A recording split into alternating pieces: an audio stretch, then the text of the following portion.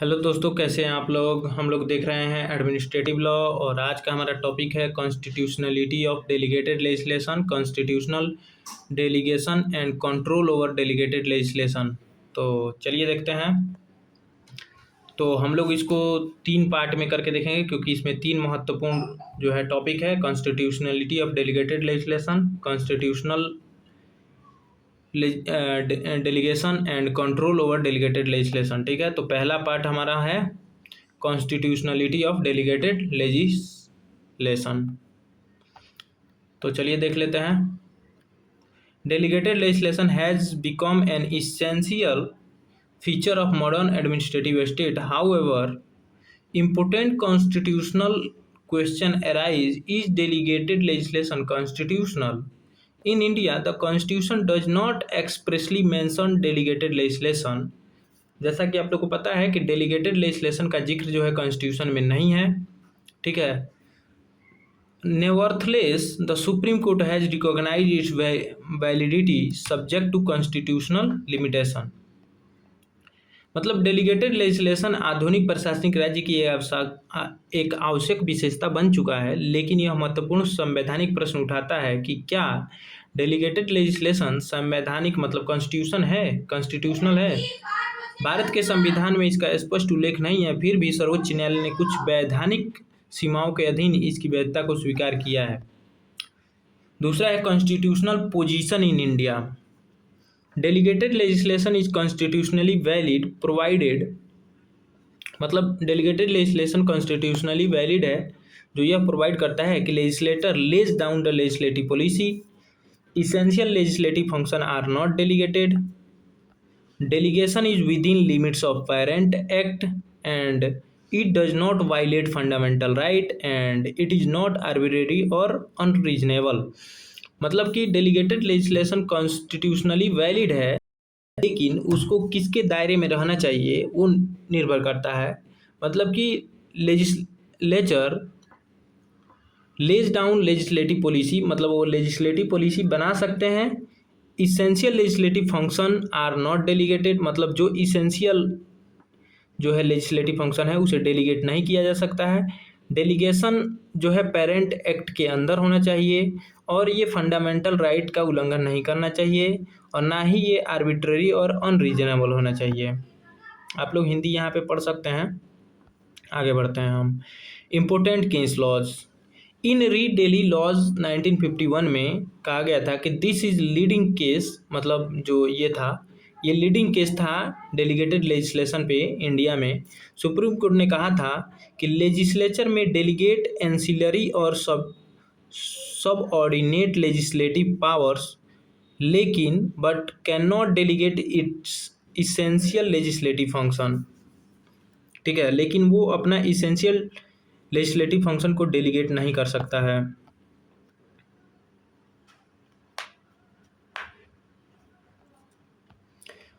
फिर हम दर्ड दवाखाना वर्सेस यूनियन ऑफ इंडिया में सुप्रीम कोर्ट ने कहा कि excessive delegation without clear policy unconstitutional है। मतलब सर्वोच्च न्यायालय ने कहा कि यदि विधायिका स्पष्ट नीति निर्धारित किए बिना अत्यधिक शक्तियां सौंप देती है तो ऐसा प्रत्यायोजन असंवैधानिक होगा। एग्जाम्पल देख लेते हैं।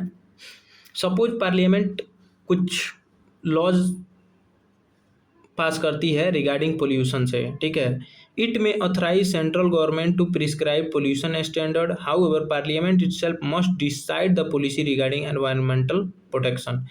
मान लीजिए कि संसद प्रदूषण नियंत्रण कानून बनाती है, वह केंद्र सरकार को प्रदूषण की सीमा निर्धारित करने का अधिकार देती है। ठीक है, लेकिन पर्यावरण संरक्षण की मूल नीति संसद को स्वयं निर्धारित करनी होगी। अब आ जाइए पार्ट 2 पे, कंडीशनल डेलीगेशन। तो conditional delegation means that legislature enact the laws completely but authorises the executive to decide when, where और under what circumstances law will come into operation. मतलब कि कंडीशनल डेलीगेशन का अर्थ है विधायिका कानून पूरी तरह बना देती है, लेकिन यह निर्णय कार्यपालिका पर छोड़ देती है कि वह कानून कब, कहाँ और किन परिस्थितियों में लागू होगा। ठीक है, एग्जाम्पल देख लेते हैं। Parliament passes an act the government decide that the act shall come into force on 1 January by issuing a notification. संसद कानून बना देती है, सरकार अधिसूचना जारी करके यह निर्धारित करती है कि वह कानून 1 जनवरी से लागू होगा। अब इंपॉर्टेंट केस देख लेते हैं। Queen versus Barra. The Privy Council held that empowering the executive to determine the time or place for implementation of an act is conditional legislation and is valid। ठीक है, प्रिवी काउंसिल ने कहा कि किसी अधिनियम को कब और कहाँ लागू करना है, यह निर्णय कार्यपालिका को देना कंडीशनल लेजिस्लेशन है और यह वैध है। अब आ जाइए difference between delegated legislation and conditional legislation. ठीक, रुक जा भैया, कहाँ भाग रहा है? अरे यार तुम भी तो, कहाँ है भाई? ना मानेगा कहा।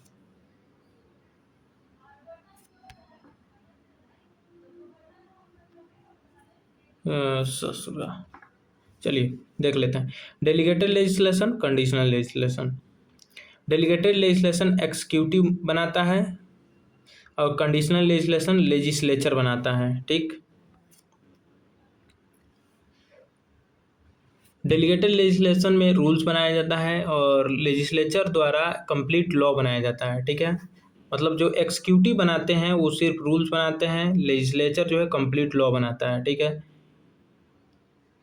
और इनके पास जो डेलीगेटेड लेजिस्लेशन है जिनको दिया जाता है वो सिर्फ power to make subordinate laws, सिर्फ सबऑर्डिनेट लॉज बना सकते हैं।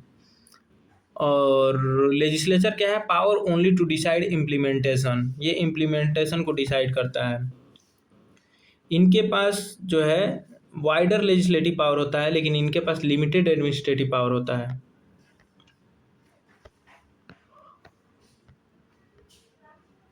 आ जाइए तीसरे पार्ट पे, कंट्रोल ओवर डेलीगेटेड लेजिस्लेशन। तो delegated legislation is a necessary but must be control to prevent misuse. ठीक है, डेलीगेटेड लेजिस्लेशन नेसेसरी तो है, लेकिन इसको कंट्रोल करना जरूरी है कि इसका मिसयूज ना हो। There are 3 important control: judicial control, parliamentary control और प्रोसीजरल कंट्रोल। ठीक है, प्रत्यायोजित विधायन आवश्यक है, लेकिन इसके दुरुपयोग को रोकने के लिए नियंत्रण भी आवश्यक है। इसके 3 प्रमुख नियंत्रण हैं। क्या? न्यायिक नियंत्रण, संसदीय नियंत्रण और प्रतिक्रियात्मक नियंत्रण। ठीक, तो सबसे पहले जुडिशियल कंट्रोल देख लेते हैं। तो आप लोग को पता ही है कि जुडिशरी कैसे कंट्रोल करती है। The judiciary ensures the delegated legislation remains within constitutional and statutory limits. Grounds of judicial review. कब जुडिशियल रिव्यू किया जा सकता है? तो यदि वो कॉन्स्टिट्यूशन का वायलेशन करता हो, मतलब अल्ट्रा वायर्स हो, पेरेंट एक्ट का वायलेशन करता हो, फंडामेंटल राइट का वायलेशन करता हो, मेलाफाइड हो और अनरीजनेबल हो, या नेचुरल जस्टिस को फॉलो नहीं करता हो या उसका वायलेशन करता हो। ठीक, लो भैया एक ही बार में ऊपर आ गए। अब तो उसको ढूंढना पड़ेगा कि कहाँ तक थे हम लोग।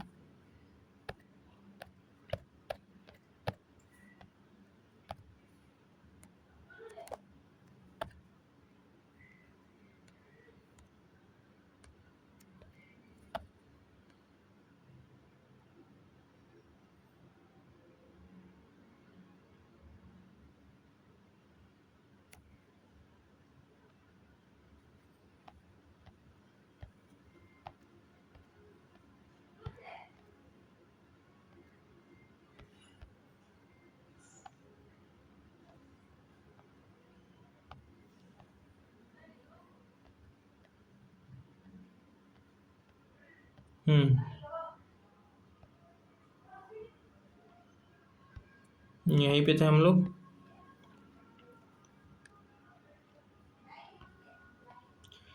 Third number, control over delegated legislation. Delegated legislation is necessary but must control to prevent misuse, ये हम लोग देख रहे थे। इस पे 3 कंट्रोल है, जुडिशियल, पार्लियामेंट्री और प्रोसीजरल। हम लोग जुडिशरी वाला देख रहे थे। ठीक है, कब जुडिशरी जो है जुडिशियल रिव्यू कर सकती है? जब कॉन्स्टिट्यूशन का वायलेशन करता हो, पेरेंट एक्ट का वायलेशन करता हो, फंडामेंटल राइट का वायलेशन करता हो, मेलाफाइड हो, अनरीजनेबल हो या नेचुरल जस्टिस का वायलेशन करता हो। ठीक, अब आ जाइए case laws. State of Tamil Nadu versus P Krishnamurthy 2006 the Supreme court summarise the ground on which delegated legislation may be declared invalid. सर्वोच्च न्यायालय ने वे सभी आधार बताए जिन पर डेलीगेटेड लेजिस्लेशन को अमान्य घोषित किया जा सकता है। ठीक है। Parliamentary control, parliament control delegated legislation before and after it's making. ठीक है। मेथड क्या है? Lying procedure, question in parliament, parliamentary committee, debate and discussion, modification और एनोलमेंट। ठीक। संसद डेलीगेटेड लेजिस्लेशन पर उनके बनने से पहले और बनने के बाद दोनों प्रकार से नियंत्रण रखती है। क्या क्या प्रावधान है? लेइंग प्रोसीजर से, संसद में प्रश्न से, संसदीय समितियों द्वारा, चर्चा एवं विवाद द्वारा, संशोधन एवं निरस्तीकरण के द्वारा। ठीक है। Example, every rule made under an act may be laid before parliament for approval. किसी भी अधिनियम के अंतर्गत बनाए गए नियम संसद के समक्ष प्रस्तुत किए जा सकते हैं ताकि उनका परीक्षण किया जा सके। प्रोसीजरल कंट्रोल क्या है? तो procedural control requires that the prescribed legal procedure must be followed while making delegated legislation. Procedural control का अर्थ है प्रत्यायोजित विधान बनाते समय निर्धारित कानूनी प्रक्रिया का पालन किया जाए। इंपोर्टेंट प्रोसीजर क्या है? Previous publication, consultation, publication of official gazette, line before parliament. ठीक। प्रैक्टिकल एग्जाम्पल देख लिया जाए थोड़ा। If statute requires publication in official gazette before enforcement, failure to public may make the rule invalid। यदि किसी अधिनियम में यह अनिवार्य है कि नियम को लागू करने से पहले राजपत्र में प्रकाशित किया जाए और ऐसा नहीं किया जाता तो वह नियम अमान्य हो सकता है। ठीक है। फ्लो चार्ट से आप लोग ऐसे याद कर सकते हैं। ठीक है। और यहाँ पे 1 मिनट रिवीजन भी दिया गया है। ठीक है। याद करने का ट्रिक भी है। तो चलिए देख लेते हैं 1 मिनट रिवीजन। कॉन्स्टिट्यूशनलिटी क्या है इसका? तो इसेंशियल लेजिस्लेटिव फंक्शन। ठीक है। कंडीशनल लेजिस्लेशन में टाइम, प्लेस और सर्कमस्टांसेस इंपॉर्टेंट है कि कंडीशनल लेजिस्लेशन में टाइम, प्लेस और सर्कमस्टांसेस को कंडीशन रखा जा सकता है। ठीक है। जुडिशियल कंट्रोल कब होगा? जब वो अल्ट्रा वायर्स करे। ठीक है। पार्लियामेंट्री कंट्रोल कब होगा? लाइंग प्रोसीजर पे। प्रोसीजरल कंट्रोल कब होगा? गैजेट इन पब्लिकेशन। मान लीजिए कि उसका पब्लिकेशन उसका करना जरूरी था लेकिन हुआ नहीं, सिर्फ ऐसे ही लागू कर दिया गया। ठीक है। तो क्या होगा? वो नल एंड वाइड हो जाएगा। ठीक है। कंक्लूजन देख लेते हैं। Delegated legislation is constitutionally permissible in India, but it is not unlimited. Judiciary, parliament, or procedural control ensure that delegated power are exercised fairly, reasonably, and within the limits prescribed by law. Bharat में delegated legislation वैधानिक रूप से मान्य है लेकिन यह असीमित नहीं है। न्यायिक, संसदीय एवं प्रक्रियात्मक नियंत्रण यह सुनिश्चित करते हैं कि प्रत्यायोजित शक्तियों का प्रयोग निष्पक्ष, सुसंगत तथा कानून द्वारा निर्धारित सीमाओं के भीतर किया जाए। ठीक। So thanks for watching. मिलते हैं नेक्स्ट वीडियो में। वीडियो कैसा लगा कमेंट में ज़रूर बताइएगा। और हिंदी मीडियम वालों के लिए भी ये जो है बाइलिंगुअल इसीलिए ला रहे हैं कि हिंदी मीडियम वाले भी पढ़ सकें और इंग्लिश मीडियम वाले भी। So thanks for watching. मिलते हैं नेक्स्ट वीडियो में।